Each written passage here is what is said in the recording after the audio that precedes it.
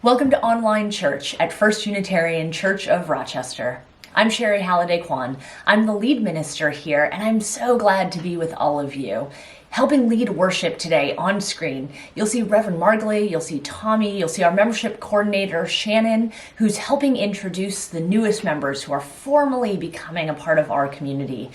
You'll have Ruben and Orange Sky and Brock and our special guest, Rebecca Indosi, who's our healer in residence, helping lead an embodied practice. But, it wouldn't be Sunday morning without all of you. Whether you're joining us live or tuning in later, your presence helps build this community. And so I'm grateful to you for being here. It's not just Sundays, but all throughout the week, where together we help fulfill our mission of listening deeply to others and ourselves, opening to wonder and transformation, and serving together with love and humility.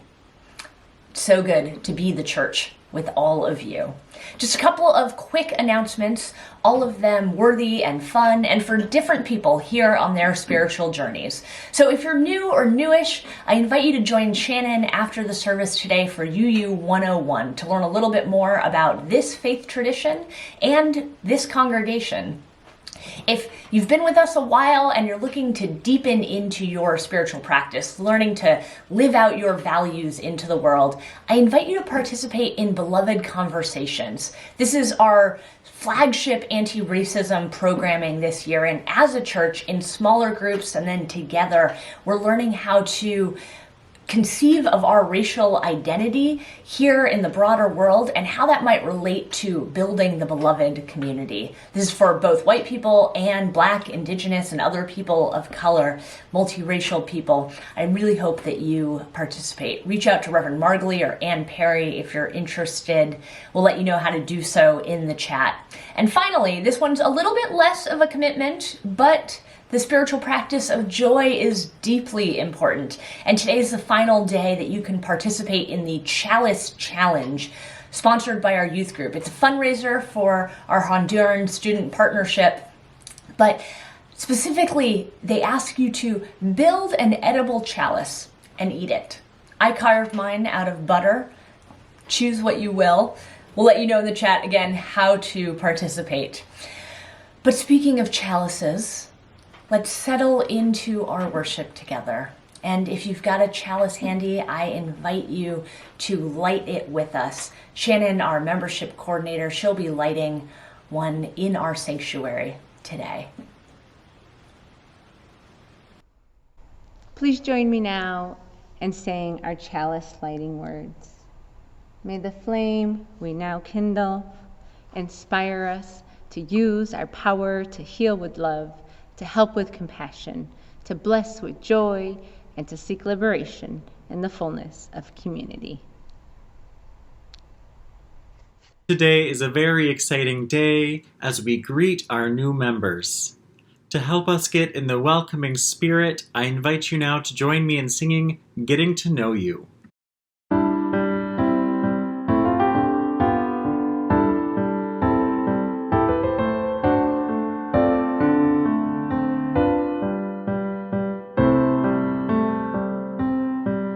Getting to know you, getting to know all about you, getting to like you, getting to hope you like me, getting to know you, putting it my way but nicely. You are precisely my cup of tea.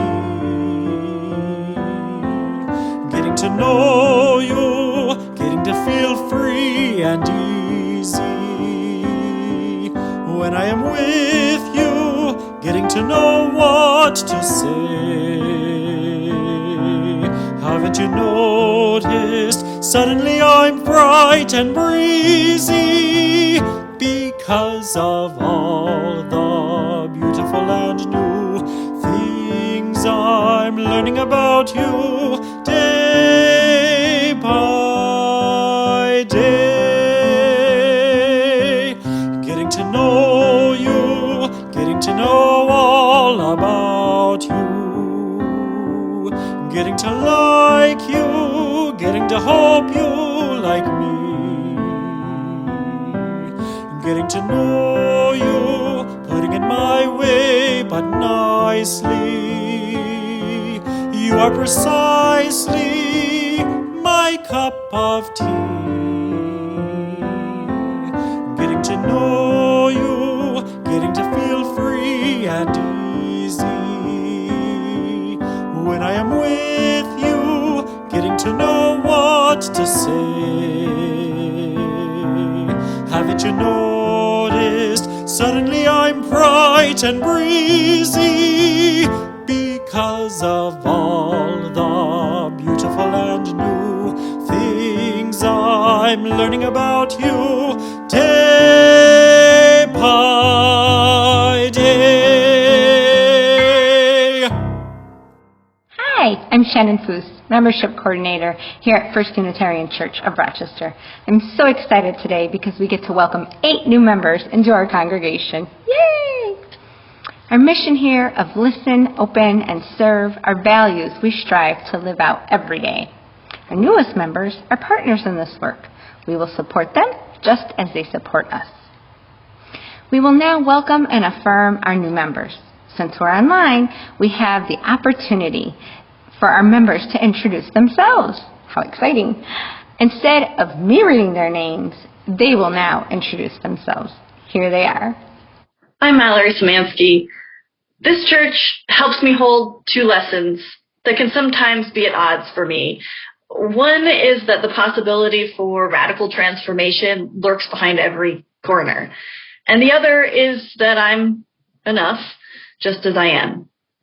I joined this church so that I may press a little harder into these lessons and take some more risks, and all the while be held in the safety of covenant and community. My name is Janet Gersh.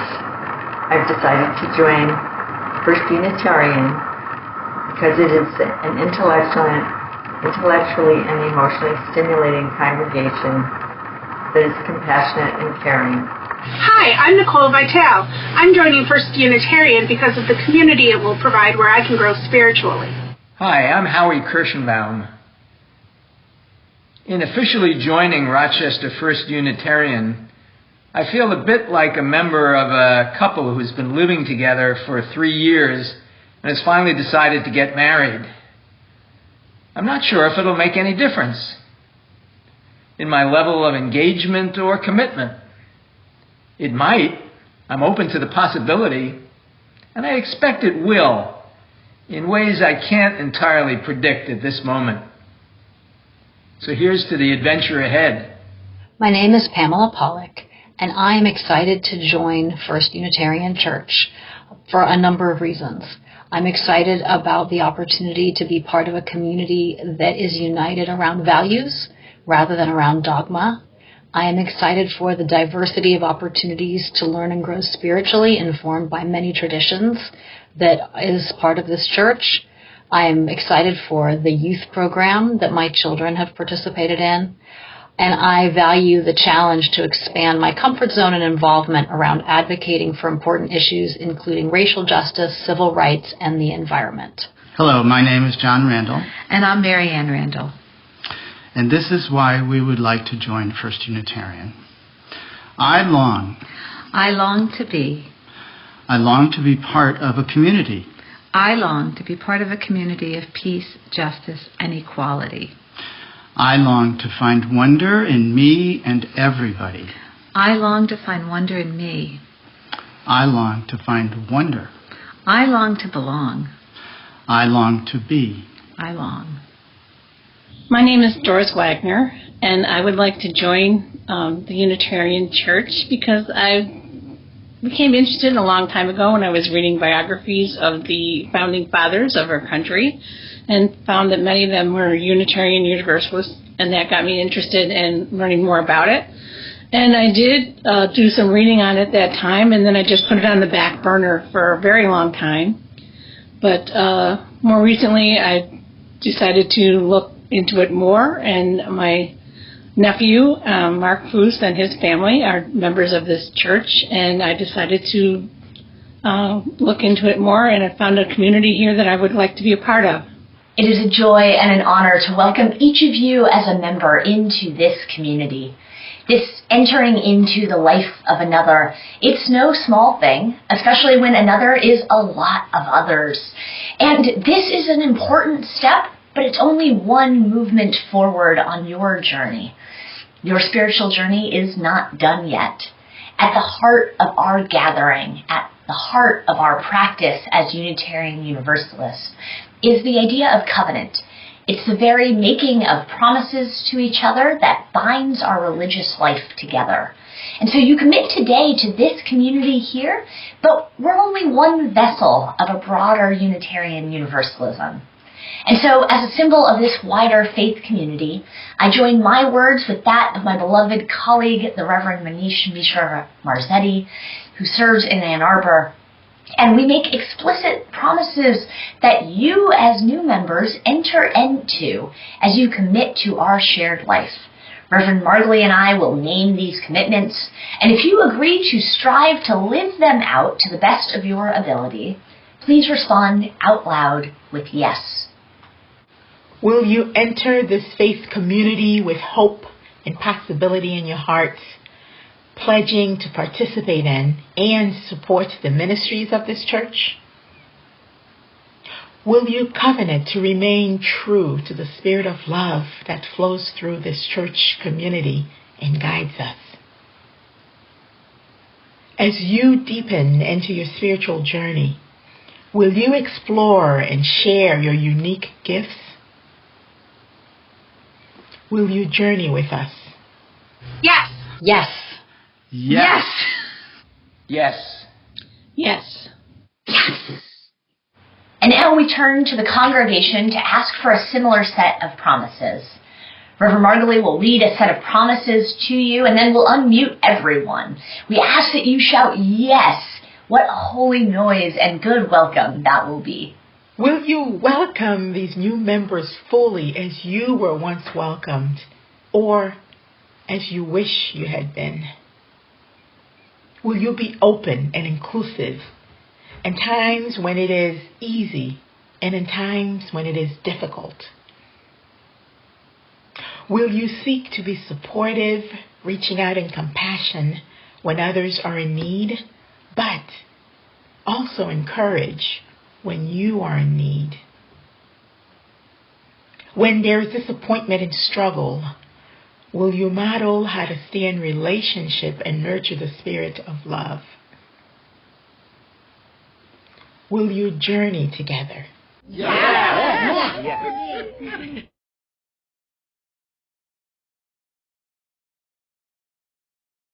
May it be so. Welcome to our newest members. Welcome to First Unitarian.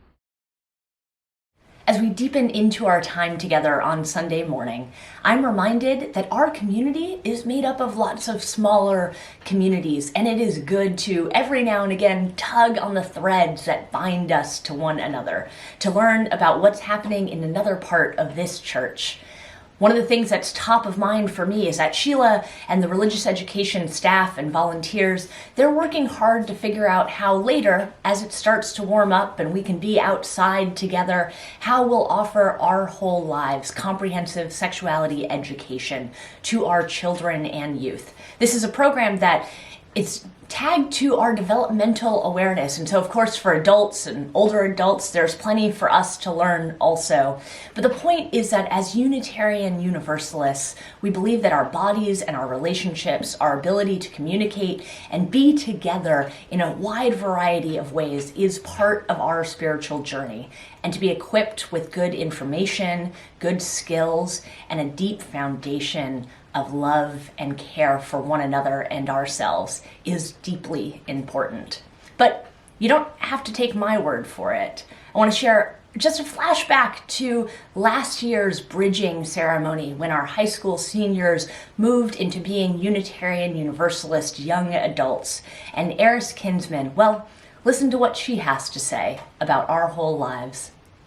I've only recently had a serious, meaningful relationship, and it just amazes me how useful and incredible all the things I've learned from church are, like the OWL program, and just being able to communicate with somebody on a serious and genuine level is it's amazing that I'm able to do that. And I mean, from a young age, I've been able to learn this stuff through church, and that's just fantastic.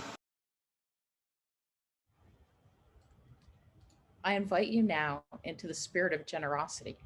Each week, members and friends of First Unitarian generously contribute to our offering, which helps to sustain and grow our community. This collection supports the work and witness of our church, and each week we split this collection with a community organization. We give away 50% toward partners helping those in need and working to create a more just and loving world. This week, we are sharing the plate collection with In Control. For over 25 years, In Control has supported local teens in making educated choices about sex and personal health. Their educational, career, and rec programs give teens the tools they need to become successful adults. There are a variety of ways to contribute, including Venmo and Simple Church. Please give now as you are able.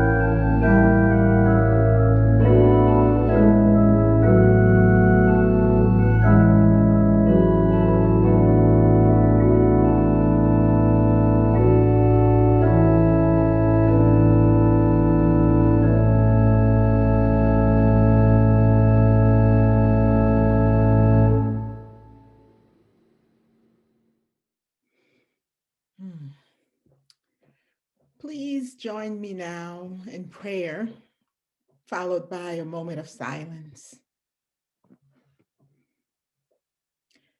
As we gather this morning to celebrate new members, some of us are also aware that the situation in Texas seems dire. So let us keep those millions of people who are in this moment facing food, water, and heat shortage, who are dealing with weather conditions perhaps unusual for them. So let's keep them in our thoughts so that we can do, even from this distance, what we can. I call on the spirit of love and action, the spirit of compassion, the spirit of hospitality, as we cheer our new members. And you, our new members, may each of you feel at home in this church community, engaging it for your own spiritual growth, as well as for the collective growth of the entire community. And even as we welcome you and celebrate this blessing and the gifts you bring with you, it feels important to acknowledge members and friends who have recently passed on, or at least as recently as in the beginning of the year. For they meant so much to so many here and have contributed so much to this community that you are joining. Jean Francis, David Malone, Susan McLaughlin, Carol Schlenk, Woody Thomas. I will light a candle in their honor as we silently meditate on their lives and contribution.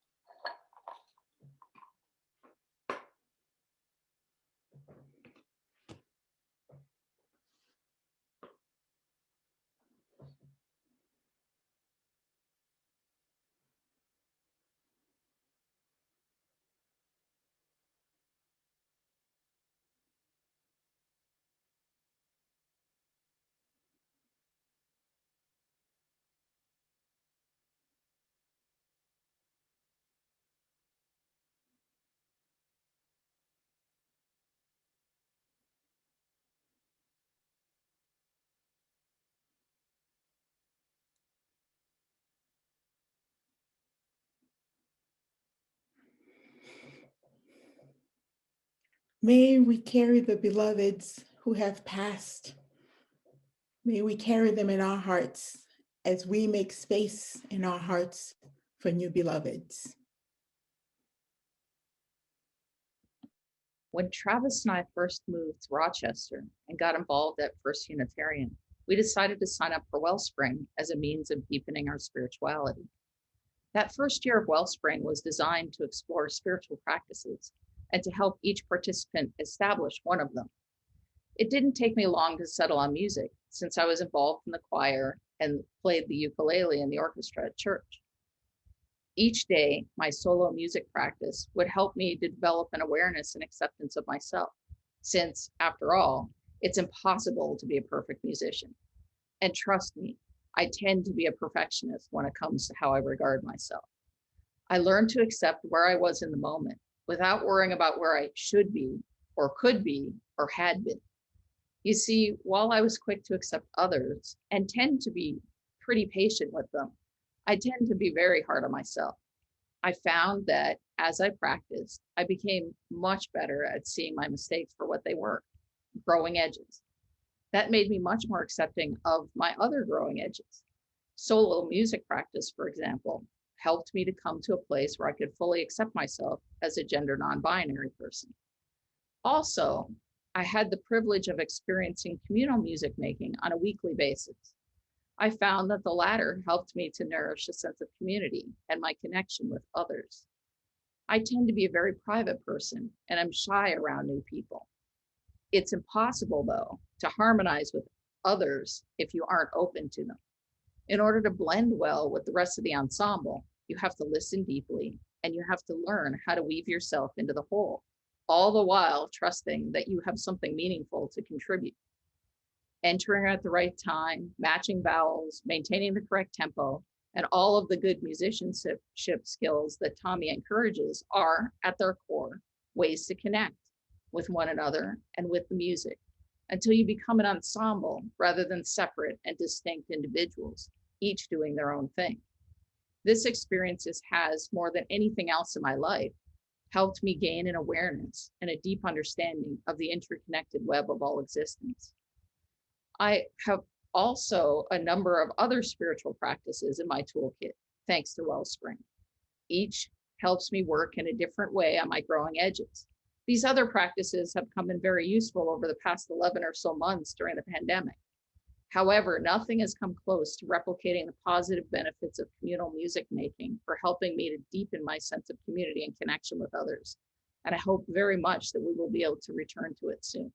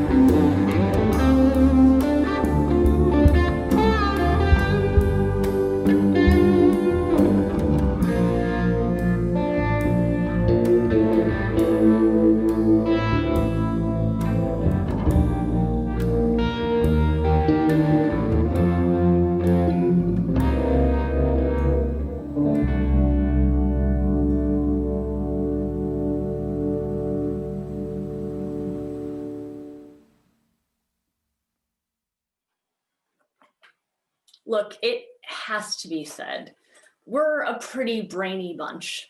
There are lots of reasons for this, things we can explore more fully at other times, but there's no doubt about it. Unitarian Universalists as a whole, we value our intellect and our reason. There's a way in which some of this is cultural, but it is also theological. We believe that science is a valid way of understanding the world, one method among others that we depend on. And it's a place of great joy and exploration for many of us. Nature and the natural world and science are a place where many of us first connect with that which is larger than ourselves. 2 weeks ago, my wife, Elizabeth, who was raised Unitarian Universalist, she informed me that she would be going on a spiritual retreat this past weekend. I could join her if I wanted to, but I was under no circumstances to expect her to participate in anything like cooking or cleaning or conversation, because she would be deeply involved in the spiritual practice of attending Planet Fest, a 3-day convention about landing a rover on Mars. This, for her, was the deepest spiritual practice. Space exploration and humankind's interaction with it brings her immense pleasure and joy, but also forces her to delve into places of uncertainty and fear of both humankind's greatest capacities and our places of deep vulnerability, where interdependence is no longer a choice, but simply a necessity of being in this world. After all this, I got a little excited about the Mars rover landing also. And so it was some sheepishness that I looked at my meeting schedule this past week and realized that our director of religious education and I were supposed to meet at exactly the time that Perseverance, the American rover, one of 3 rovers that landed in this 2-week period, would be touching down.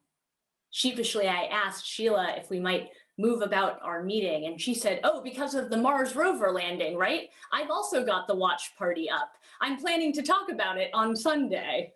It was that deep recognition of the joy of science that bound us in that moment. Science, it's not only a playground for exploration for our spiritual and religious lives, but it's a source that we draw from.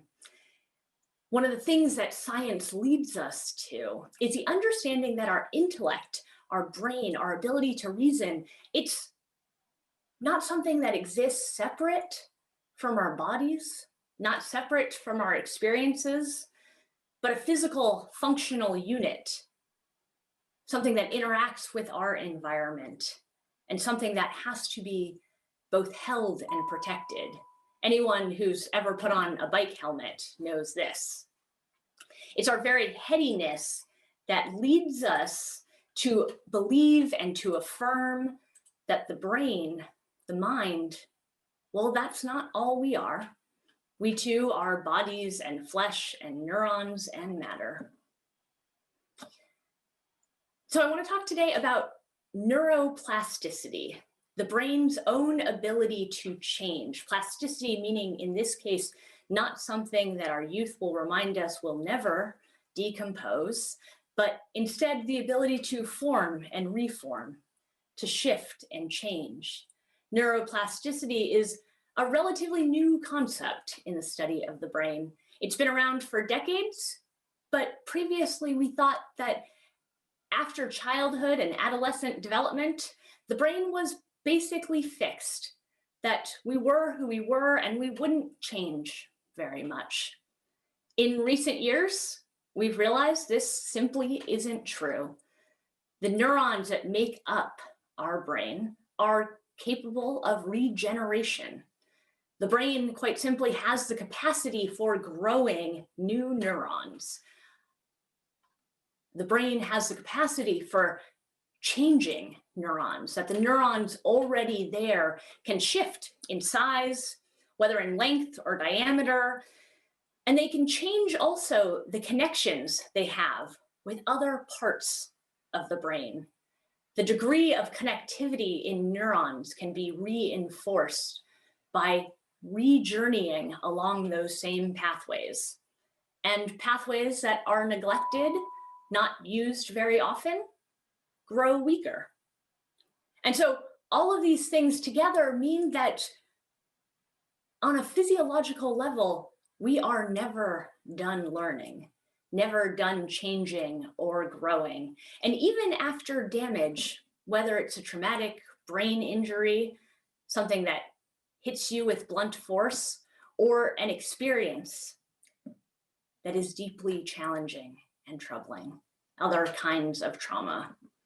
Even after that, brains have demonstrated the capacity to regrow, regenerate, and reform different connections.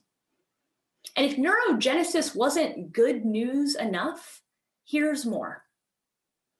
As it turns out, there are things we can do to facilitate neuroplasticity, ways in which we, together and on our own, can create the conditions for our brains to be able to reform our way of being. And so tapping into this wisdom that inside ourselves already, we have the capacity to heal. We've invited our guest, Rebecca Ndosi, over the past few months to journey with us. Once a month, we invite her to come and share an embodied practice with us. And we've called her our healer in residence. We've invited her here with the idea that she's helping us discover the wisdom already inside our bodies and our brains, through which we might heal and grow. And so, Rebecca, I want to invite you to guide us through a practice today. Thank you, Reverend Sherry. Good morning, everyone. I'm so excited about this topic of neuroplasticity and spirits, because in embodied practices, in yogic practice, in other practices that come from our ancestors, deep, deep, deep into our lineage, we are wired for spirit, and they always knew this. And we've forgotten, we've gone through generations and generations of forgetting for various reasons, some that are traumatic and intentional to cut the roots of knowledge of these very powerful roots that we have, ability that we have within us. And then time. We develop new ways of surviving. We develop different priorities and what is of value, and that shifts depending on what the dominant forces, wherever we are, decide our society should be. So yogic practices, I love them because they're embodied practices that utilize our wiring for spirit to deepen and repair our connections between mind, body, and spirit, because we are one unit and all of these work together. And when they're in balance, we are at our fullest and our strongest and our most authentic. So practices that you may have seen, like mudra, which are different hand positions. Even this is a mudra. Practices like mantra or chanting, singing, or affirmations that are repetitive. Practices like breath, also called pranayama, the life force, moving your life force. And asana, poses, different body movements and positions, and changing your eye focus as you breathe. All of these things, often incorporated in prayer or meditation, are to have us experience that union with our souls, with our spirits, and to deepen those neural pathways, or to clear away the brush so that we can have a clearer and stronger connection with our souls, both individual and collective, and the connection that we all share. So I'm going to lead us in a short practice that is an example of how an embodied practice can utilize the structures in the brain to help us to realize and experience a connection. Now, there's no expectation as to what you should feel, because everyone experiences this differently. It may feel very comfortable, like home. It may feel very uncomfortable, and you might want to stop or pause and come back to it. And all of those are exactly right. It can change depending on the day or the moment and what you're going through.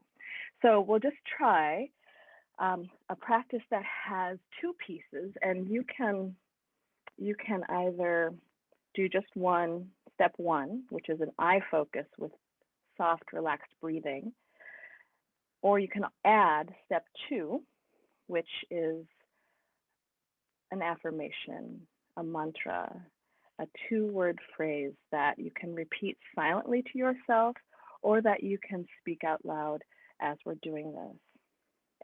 So I would invite you to get into a comfortable position. If you're already comfortable, lovely. If you need to shift a little bit just to allow your body to relax as best as it can, then please do so. And what we're going to do is play with connecting in with the hypothalamus. Okay, so we're definitely geeking out on science here. But the hypothalamus, together with the pituitary and the pineal glands in yogic practice, are three keys to very quickly and very strongly making that connection and having an experience. And the way that we can tap into this connection is by changing where we place our eyes. So if you feel comfortable to close your eyes, please do so. And then I will invite you to roll your eye focus up to this point, which is the point between your eyebrows, often called the third eye point. It's also known as the seat of intuition, that deeper knowing, or the seat of soul. And then, with your eyes here,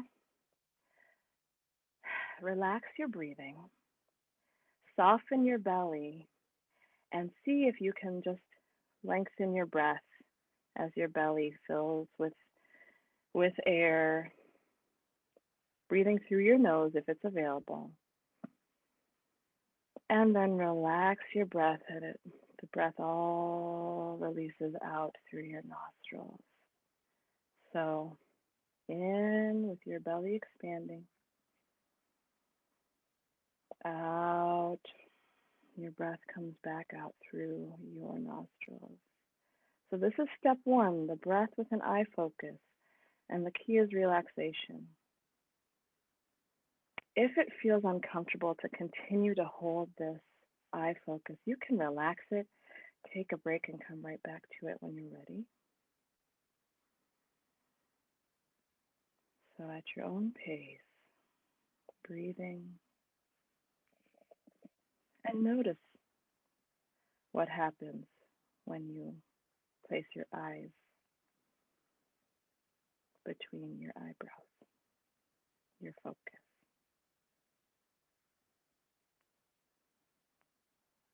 And if you feel like it, you can add this mantra.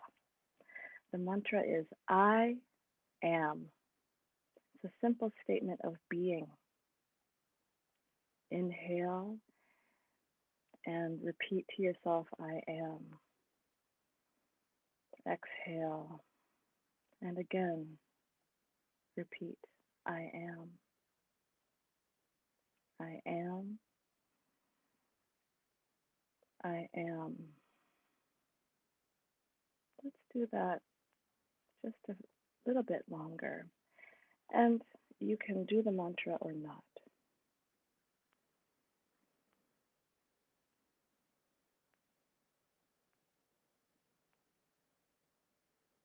You can say it out loud, or you can repeat it silently to yourself.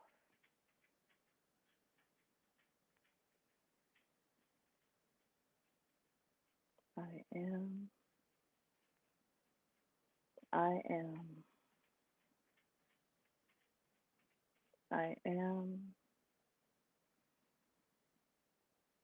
I am. Relaxing more and more with every breath. Continue this breath as we come to a close. In doing this and using this eye focus with breathing, you are directing circulation, oxygen to your hypothalamus.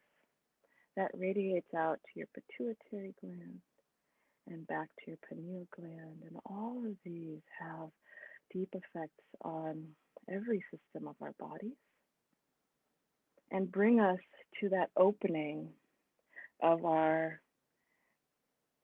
brain capacity that we frequently do not use when we are under stress, when we are experiencing danger, fear, trauma. And with that opening comes that, it's the same thing that I notice I experience when I think about a rover landing on the planet of Mars, the awesomeness of something that is so much bigger, but that we are a part of. Doing practices like this for, say, 40 days has an intention. That works with the life cycle of all of the red blood cells in your body. And so when people talk about 40 days and 40 nights,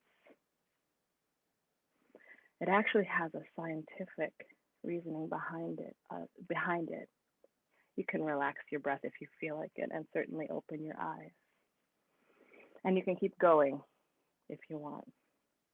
But that cycle of death and rebirth of our red blood cells is real. And we can change our habits, our patterns, our neural pathways as we practice this type of connection for that amount of time.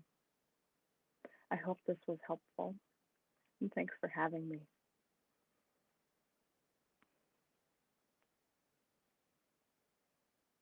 Thank you, Rebecca. I hope that I will continue that practice and that all of you will join me. It is so good to have tangible practices to dwell in, ways to continue to do something in repetition. What a gift you are to us and what you offer us. You start with Vedic practice and you end with 40 days and 40 nights, and you bring us reminders that these ways of tapping into a sense of openness and connection and remembering, namely to reinstall memories as a way of being, that these are not new to human community. Religious practices embody and incorporate these ideas of contemplation and meditation that equip us for neuroplasticity. So you mentioned more than 2 ways that this happens. And here in this community, we have many people who practice meditation through our Buddhist fellowship or otherwise. We gather and have a moment or a minute of silence almost every Sunday together to help us begin to practice stilling the chaos and returning to our breath. Stacy reminded us of the practice that they were invited into in co-creating music with others. And here in this community, these practices are ways that we tap into our monthly theme of head and heart in harmony. Our hearts, they tell us that we pursue our mission boldly and collectively, that we want to be able to listen deeply to others and ourselves. And so we do that through music. We do that through actually sitting in place and not talking, just giving each other space in our small groups. We know that our hearts lead us to opening to wonder and transformation. And it's practices like this that allow us to do that, to begin to be led into that opening, to be invited again and again to remember what the possibilities for transformation might be. And we serve together with love and humility. We know, in theory, our hearts are committed to this idea, and that we practice it again by showing up in partnership, by redrawing those connections, so that when it matters, we can simply remember that which we have already practiced. Our hearts lead us to beloved community. Our hearts lead us to a place where freedom and abolition are possible. Our hearts lead us to being loving and forgiving in our personal relationships. But our head takes practice. Our head takes support. Our head, our brains, they are nourished and fostered by the time and the space that we give each other and ourselves to be able to move along in partnership with our hearts. And so when we focus on our physical inner self, as Barbara says there in the chat, as we focus on our breath and the connections that we make in our brains, we join up with the vision of the world as we are best able to dream it, best able to imagine it. And so this may be the only time that I say this, but I take joy in being plastic with all of you. I take joy not in being shallow or fake, but in being transformed and transformable, changing and growing. This is not the end of learning, my friends. What a joy to be on this journey with you. Another practice that we have in community available to us is always seeking another's experience, always seeking a new way of being that is new to us. And one of those ways that we employ that is learning other languages. And so I invite us to sing our closing hymn today, which Tommy assures me is not fully in German, but I, despite being nervous, will sing out with great joy and great enthusiasm, knowing that as it's happening, I'm creating new neural pathways in my mind. Let us sing loudly and boldly. Please join me now in singing our closing hymn, the German folk song, Die Gedanken sind frei. I'll sing it through once, and then we'll sing it together. Die Gedanken sind frei, my thoughts freely flower. Die Gedanken sind frei, my thoughts give me power. No scholar can map them, no hunter can trap them, no one can deny. Die Gedanken sind frei. Let's try that together. Die Gedanken sind frei, my thoughts freely flower. Die Gedanken sind frei, my thoughts give me power. No scholar can map them, no hunter can trap them, no one can deny. Die Gedanken sind frei. My thoughts are as free as wind or the ocean, and no one can see their form or their motion. No hunter can find them, no trap ever bind them. My lips may be still, but think what I will. A glimmering fire the darkness will will brighten my soaring desire. All troubles can lighten. Though prison enfold me, its walls cannot hold me. No captive I'll be, for my spirit is free. Die Gedanken sind frei, my thoughts freely flower. Die Gedanken sind frei, my thoughts give me power. No scholar can map them, no hunter can trap them, no one can deny. Die Gedanken sind frei.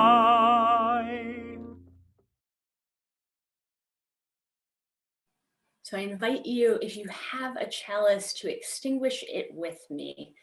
And you can join in our unison words. We extinguish this flame, but not the light of truth, the warmth of community, or the fire of commitment. These we carry in our hearts until we are together again.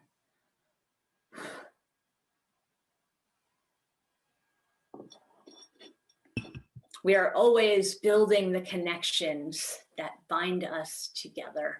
So I invite you to raise your hands up to the edge of the screen as if we are connected across Rochester and across where all who are with us today are joining us.